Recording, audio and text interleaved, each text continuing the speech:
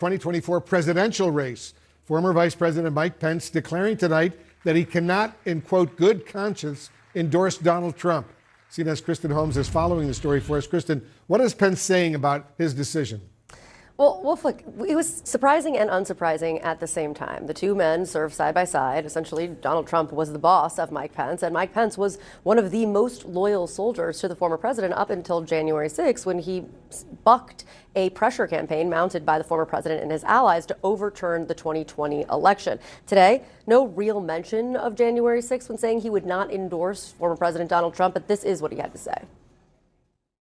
Donald Trump is pursuing and articulating an agenda that is at odds with the conservative agenda that we governed on during our 4 years. And that's why I cannot, in good conscience, endorse Donald Trump in this campaign. Now, the former vice president there is pinning it to these conservative values. We know that he also has launched this $20 million effort to secure conservative values. He's really trying to chart a path for himself as this Reagan conservative within the Republican Party that really has started to come completely under former President Donald Trump. But while he doesn't mention Trump and his behavior right away or at all, you have to remember what happened when Pence entered the race, which was essentially Donald Trump went after him. He called him weak. He said he didn't have the courage to overturn the election, do what needed to be done on January 6th. And Pence has stood up to Donald Trump on that, essentially saying that Trump is wrong about what Pence's power was on January 6th, what his power was in terms of certifying the election.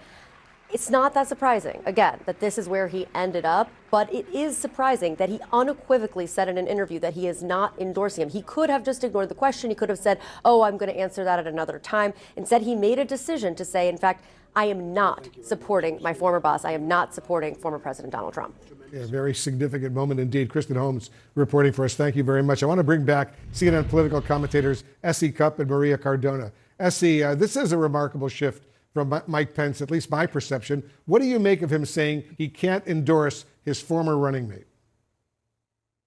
Well, it is remarkable. This is a vice president saying he's not going to endorse the guy he served for 4 years and served very loyally. That is remarkable.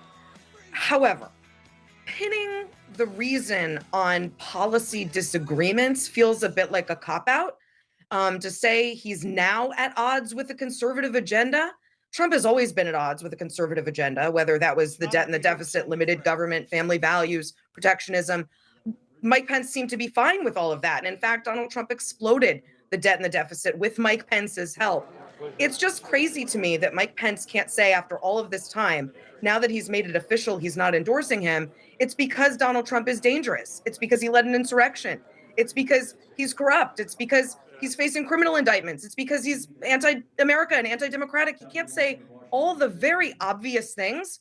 He has to say they now have policy disagreements. It's just so mealy-mouthed and a pretty, I think, impotent way to end what was once a pretty promising political career for Mike Pence. Interesting. Maria, as all of us remember, Pence was a very loyal vice president to Donald Trump during his presidency. How surprised are you by this? Well, I am surprised because I thought his cowardice would continue since it has been a reality up until now. So why now, I suppose.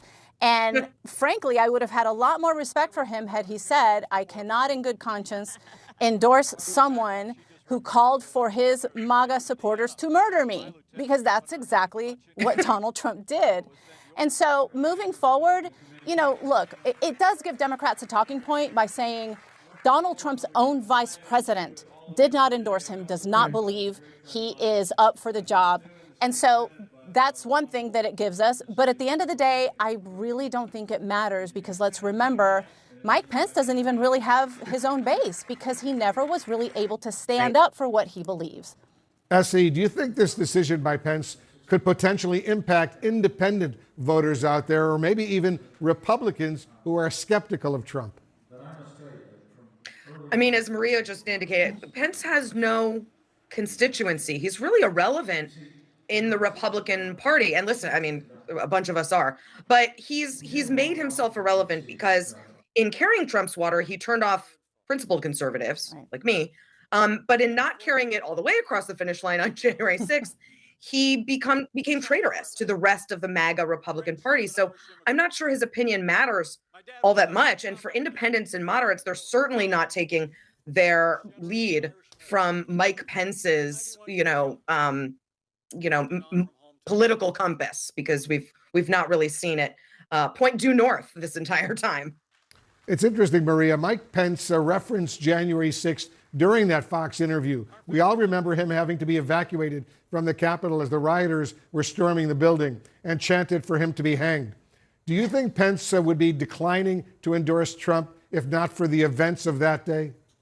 You know, that's a really good question, Wolf. I would like to say, again, giving him the benefit of a whole lot of doubt here, that maybe he does believe that Donald Trump has turned around on conservative principles. But to Essie's point, he did that for 4 years with Mike Pence's help as vice president. And so that's why I said earlier that I think I would have more respect for him had he made that issue, had he made January 6th, the fact that Donald Trump is dangerous, that he tried to steal an American election, that he inspired the MAGA folks to come and attack the Capitol, murdering policemen, calling for murdering the VP. If he had led with those reasons, Wolf, I would have had a lot more respect for him. And maybe we could say, well, that was the reason. That was the red line in the sand for Mike Pence. But then again, why did it take so freaking long? Maria Cardona and Essie Cupp, to both of you, thank you very, very much.